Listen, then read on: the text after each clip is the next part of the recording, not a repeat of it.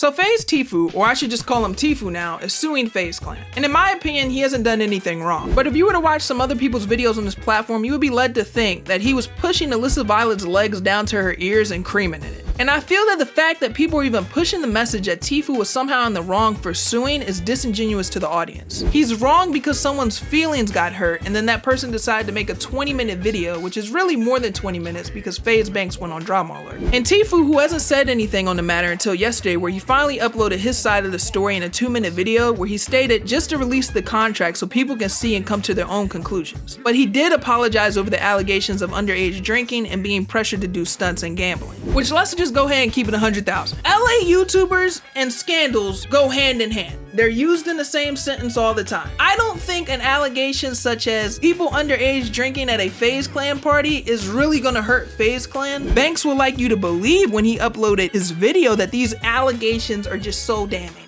I just don't know what I'm gonna do, man.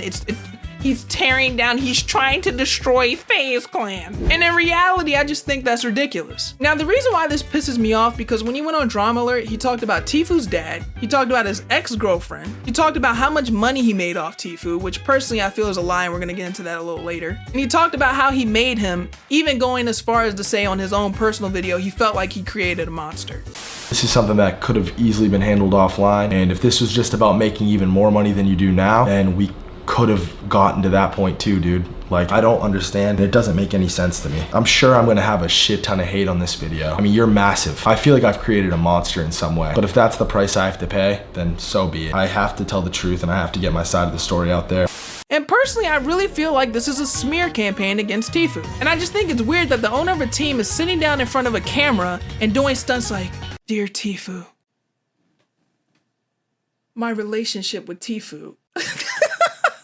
Because in all my years of following the FGC, that's the fighting game community, is something I like to look at in my free time, I have never seen an organization owner sit down in front of the camera and do a tell-all because one of the esports athletes wanted to leave the organization or filed a lawsuit against the company. So the fact that Banks has done this in the past and continues to do this, and the audience continues to fall for it, really has me sitting here. It has me looking around the room.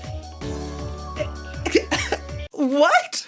Because Banks does this thing where if he doesn't like the narrative, he'll sit in front of the camera and he'll talk from his heart. Because it's FaZe Banks, baby. I would never do anybody wrong. You can trust me, baby. And he has such a bro-like personality that I can even admit if I met Banks, I would probably like him. But he does this bro shit on camera and it gives the impression to the audience that nah, bro, he has everyone's best interest at heart. Bro would never do anybody dirty, bro.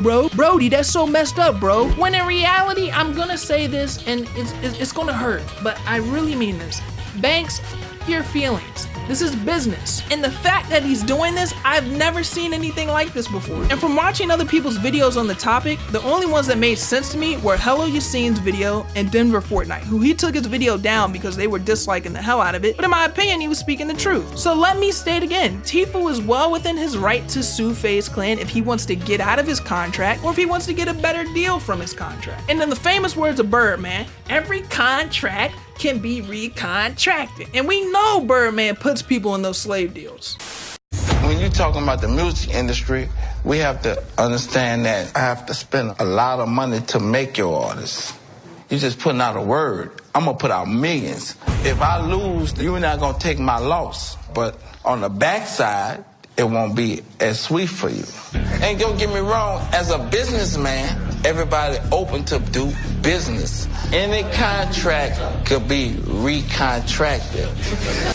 Again, I'm sorry to keep harping on this, but the fact that this man sat down in front of the camera and started talking about his feelings and managed to direct the dialogue toward the idea that Tfue snaked his friend has my mind blown. Let me explain to you how he didn't snake his friend and the difference between the two scenarios. If you and your homie from the sandbox go into business together and the relationship goes left and someone takes the organization or forces one of the parties out, then yes, you were snaked because the original relationship was established well before the business partnership. However, this is how this situation played out. Hey, I have an organization that nurtures esports athletes, and I found this guy who I think is really good at the game. I'm gonna bring him on board to further his career, but also increase my own revenue from his success. While I'm helping out my athlete, I will befriend him, adding an unnecessary layer to the business relationship. And that's the problem here. Tfue didn't snake Banks. The original relationship was built off a business partnership. And again, Banks would love for you to believe this narrative, but it's horseshit in my opinion. Because while FaZe Clan states they only earned $60,000 from Tfue, how much passive income has Tfue generated for the company? Especially since currently he's in the top 5 most subscribed streamers. If there's someone to critique here, it's Faze Banks. And I'm gonna tell you what Ghost told Tommy in Power Season 1.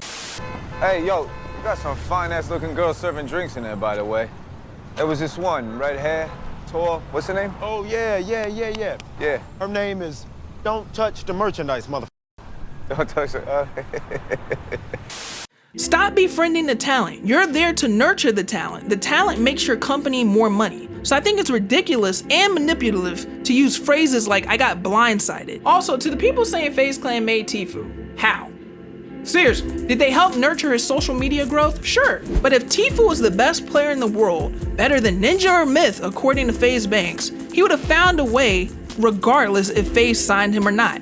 And I think that this mindset makes it seem like there's only one way to get a big following, when in reality that's not the case. In my opinion, the real issue here is this: FaZe Clan loses way more with Tfue leaving FaZe Clan than FaZe Clan leaving Tfue. And that's why you're seeing Banks say things on social media like, "We offered $1 million at 0%. Which again, why would you take that if you're still bound to only work with certain companies that FaZe Clan permits? Now don't get me wrong, if Banks wanted to get on some real shrewd business shit like, "Yo, you signed a contract, my hands are tied, we'll talk to you in 3 years," I wouldn't be making this video today. Because at the end of the day, a deal is a deal. But he didn't do that. The first thing he did was some emotional bullshit, talking about, "I love him, bro, I'm really going through it right now, Brody. Like, yo, man, this is coming from my heart, bro. Let's meet up, you're in LA, I'm coming along." Like, yo, what? In all seriousness, if there's anything to take from this video, take this. If you have a written contract and someone says verbally, "We were never planning to collect on that," it's deeper than that. Run for your life. And while you're on the run, go over to Netflix, make an account, and watch a movie called The Founder. And watch it nonstop until you understand how the McDonald's brothers were screwed out of their business and didn't get any royalties on what McDonald's has made. Just watch it over and over again until you understand it. Anyways, that's just how I feel about this entire topic. Let me know if you agree or disagree with my thoughts down below. The first iteration of this video, I was very, very angry. I had to take a step back, really think about it, because boy, the first iteration of this, it was pretty bad. So that's all I really have to say. Follow me on Twitter and my other social media accounts, and be sure to subscribe to my podcast channel and check out my D Live streaming channel. I'll catch you guys on the next one. Everybody have a great day, and I'll talk to you soon.